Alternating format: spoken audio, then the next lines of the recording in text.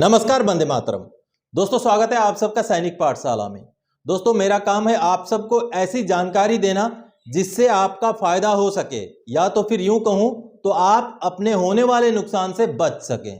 तो दोस्तों, इसी क्रम में आगे बढ़ते हुए आज का इस वीडियो में मैं लेके आया हूं नोशनल इंक्रीमेंट के बारे में जानकारी, जिसमें हाल फिलहाल में कुछ ऐसे प्रोग्रेस हुए हैं जिसके बारे में आपको जानकारी रखना बहुत ज्यादा जरूरी है।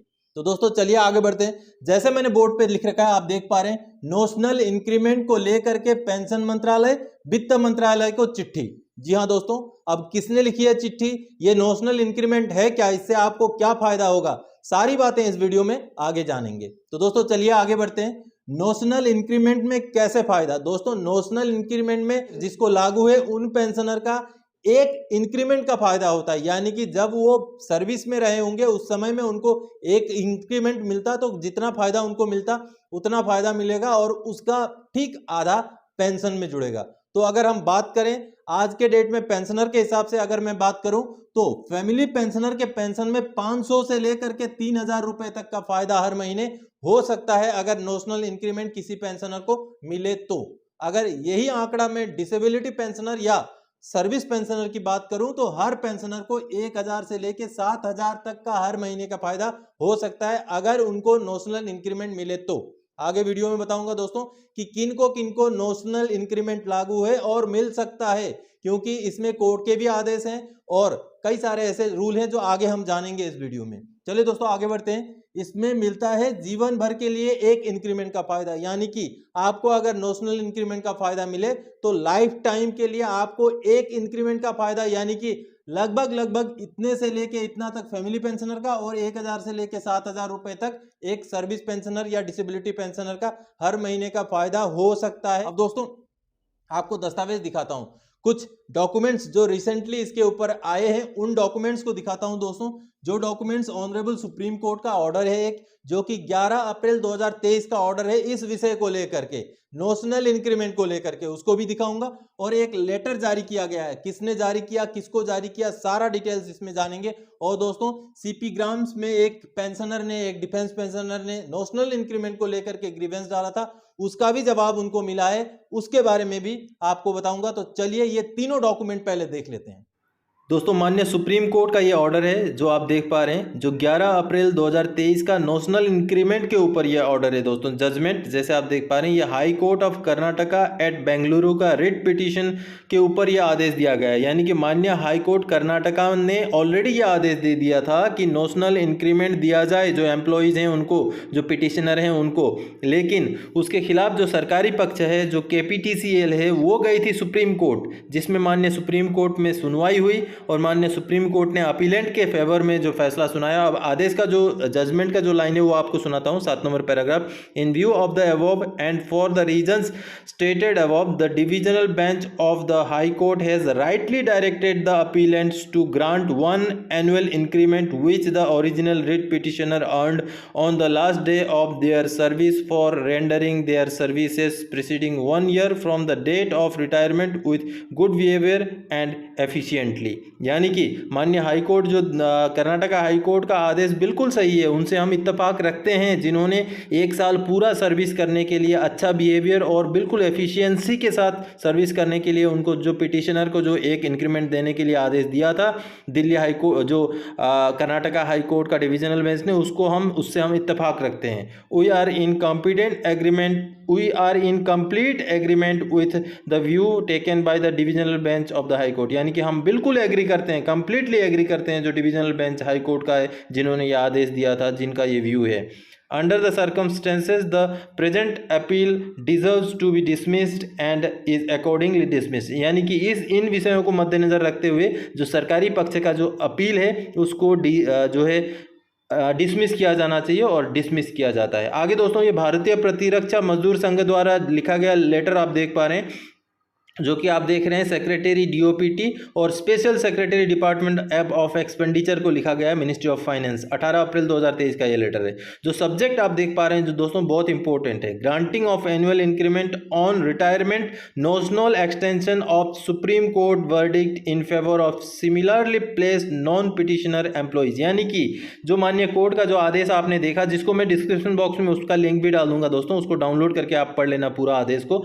तो उस आदेश के तहत जिन्होंने कोई कोर्ट केस नहीं किया है तो उनको भी ये जो है फायदा दिया जाए नोशनल इंक्रीमेंट का, ऐसा इस लेटर के हेडिंग में लिखा गया है। आगे माननीय कोर्ट का जो आदेश है उसके बारे में इस पैराग्राफ में लिखा गया है और कई सारी बातें हैं। उससे पहले का पुराना भी एक कोर्ट ऑर्डर था, उसके बारे में लिखा गया और पूरा साल जब सर्विस किया है उस एम्प्लॉय ने, उसको बिल्कुल मिलना उसका हक है, ऐसी बातें इस पैराग्राफ में लिखा गया। अब दूसरा जो पैराग्राफ है दोस्तों, उसमें यह लिखा गया है कि जो जजमेंट दिया था माननीय कोर्ट ने वो बिल्कुल लैंडमार्क जजमेंट था, जो इक्वलिटी फंडामेंटल राइट्स को जो है देता हुआ एक जजमेंट था, उसको बिल्कुल ही लागू किया जाना चाहिए, ऐसा इस पैराग्राफ नंबर 2 में लिखा गया। और तीसरे पैराग्राफ में लिखा गया दोस्तों, जिन्होंने पिटीशन नहीं डाला, जिन्होंने कोर्ट केस नहीं भी किया, उनको भी इक्वलिटी देने के लिए, उनको भी जजमेंट देने के लिए, उनको भी कहीं ना कहीं समानता का अधिकार के रक्षा के लिए जो है उनको भी नोशनल इंक्रीमेंट दिया जाना जरूरी है, ऐसा इस 3 नंबर पैराग्राफ में लिखा हुआ है, जिससे कि आने वाले समय में सभी को न्याय मिलता रहेगा। अगर कुछ लोगों को जैसे कोर्ट केस की वजह से दे दिया, कुछ को नहीं दिया जिन्होंने कोर्ट केस नहीं किया, तो कहीं ना कहीं ये इनइक्वलिटी होगी, अन्याय होगा उनके खिलाफ। तो इसलिए इस लेटर में ये बातें लिखी गई है, जो कि आप देख पा रहे हैं सेक्रेटरी हैं मुकेश सिंह जी, जनरल सेक्रेटरी, उन्होंने ये लेटर लिखा है दोस्तों, जो कि एक बहुत अच्छी मांग है दोस्तों। आगे आप दिखाता हूं दोस्तों, सीपी ग्राम्स का ये जवाब आया है, आप देख पा रहे हैं, जो कि PAORRT लेखानगर नासिक से आया हुआ जवाब है, जो आर्मी पर्सन श्री पद्मराम जी को आया हुआ जवाब है।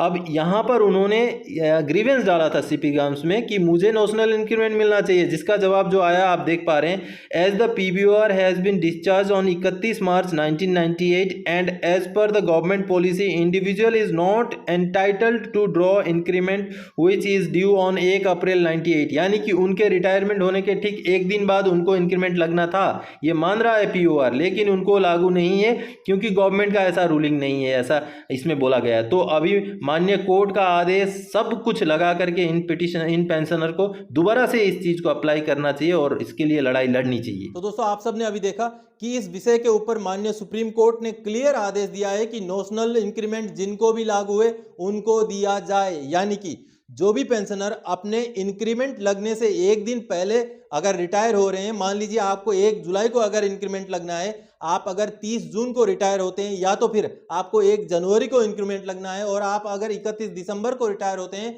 तो उस एक दिन के बाद लगने वाले इंक्रीमेंट को देने के लिए माननीय सुप्रीम कोर्ट ने क्लियर आदेश दिया हुआ है। और साथ ही साथ माननीय AFT के भी बहुत सारे सैकड़ों की संख्या में ऐसे आदेश हैं जिसमें माननीय AFT ने यह बोला है कि जो एक दिन बाद में लगने वाला इंक्रीमेंट है वो इंक्रीमेंट पेंशनर को दिया जाना चाहिए। तो दोस्तों अभी जो लेटर लिखा गया है, जो भारतीय प्रतिरक्षा मजदूर संघ द्वारा लिखा गया लेटर है, उस लेटर में यह मांग की गई है दोस्तों कि सबको मिले, चाहे किसी ने कोर्ट केस किया हो ना किया हो, सभी को मिले जिनको लागू है। यानी कि 30 जून को कोई रिटायर हो रहा है, 1 जुलाई को उनको इंक्रीमेंट नहीं मिला है, अगर उन्होंने कोर्ट केस नहीं किया फिर भी उनको दिया जाए, क्योंकि ये कहीं ना कहीं एक जस्टिस की बात है, एक न्याय की बात है। इस तरीके से उस लेटर में लिखा गया है दोस्तों।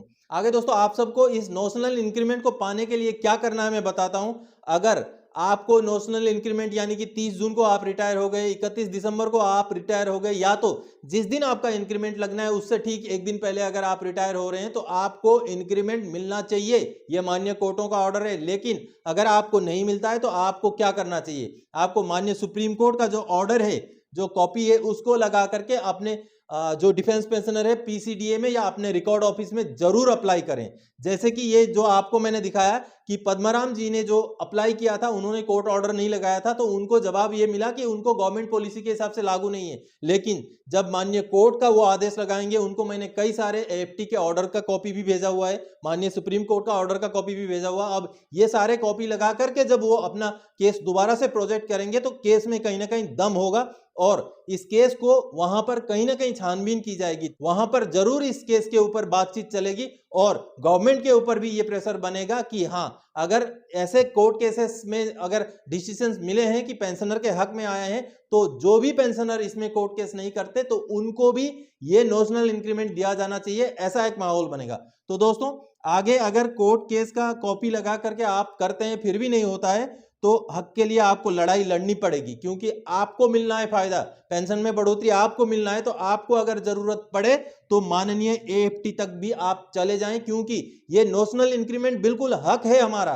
पूरा साल अगर हम पूरा साल नौकरी करके साल के एक दिन बाद आपको इंक्रीमेंट लगना है और उससे एक दिन पहले आप रिटायर होते हैं तो आपको नोशनल इंक्रीमेंट ना मिले, ये एक बिल्कुल इनजस्टिस है, ये अन्याय है। तो उसी अन्याय के खिलाफ आपको, अगर आपको लागू है तो लड़ाई लड़नी चाहिए और आपका हक आपको मिलेगा अगर आप लड़ेंगे तो दोस्तों, इसी जानकारी के साथ इस वीडियो में आया था। आगे और कोई जानकारीदायक आपसे सरोकार रखने वाला विषय लेकर मैं फिर से हाजिर हो जाऊंगा। तब तक के लिए जय हिंद दोस्तों।